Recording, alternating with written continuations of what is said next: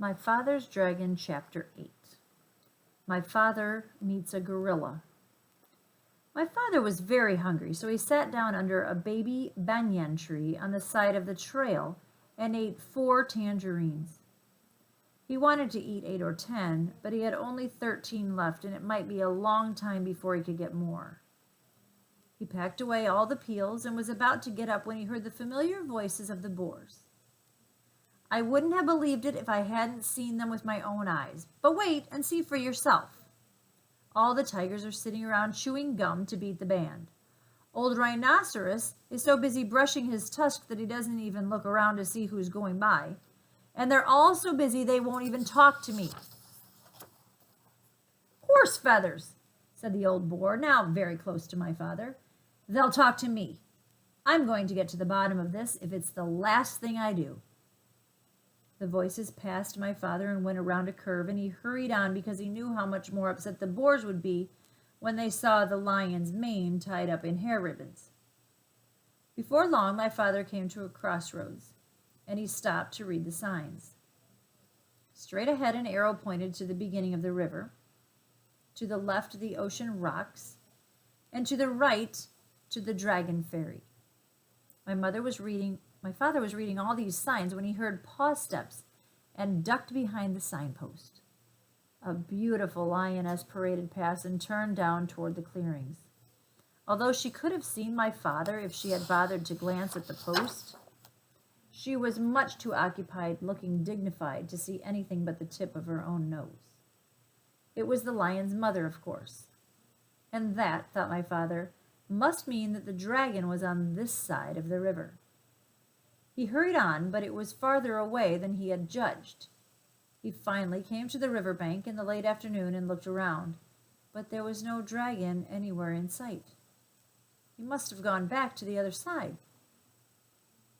My father sat down under the palm tree and was trying to have a good idea when something big and black and hairy jumped out of the tree and landed with a loud crash at his feet.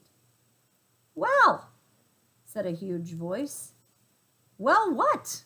said my father, for which he was very sorry when he looked up and discovered he was talking to an enormous and very fierce gorilla. "Well, explain yourself," said the gorilla. "I'll give you till 10 to tell me your name, business, your age, and what's in that pack." And he began counting to 10 as fast as he could.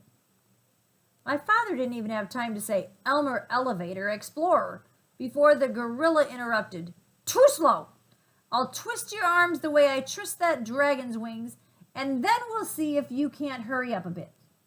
He grabbed my father's arms, one in each fist, and was just about to twist them when he suddenly let go and began scratching his chest with both hands. "Blast those fleas!" he raged. "They won't give you a moment's peace. And the worst of it is that you can't even get a good look at them. Rosie, Rhoda, Rachel, Ruthie, Ruby, Roberta, come here and get rid of this flea on my chest. It's driving me crazy."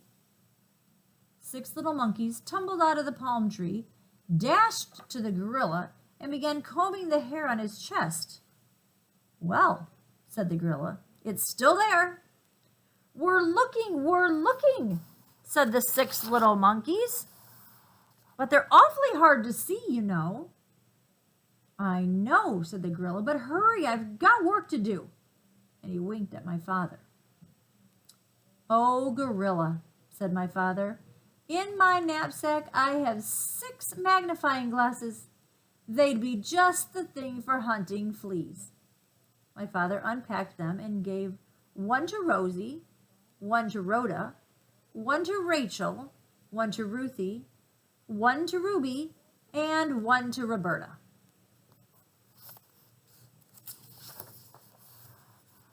"Why, they're miraculous," said the 6 little monkeys. "It's easy to see the fleas now, only there are hundreds of them." And they went on hunting frantically. A moment later, many more monkeys appeared out of a nearby clump of mangroves and began crowding around to get a look at the fleas through the magnifying glasses.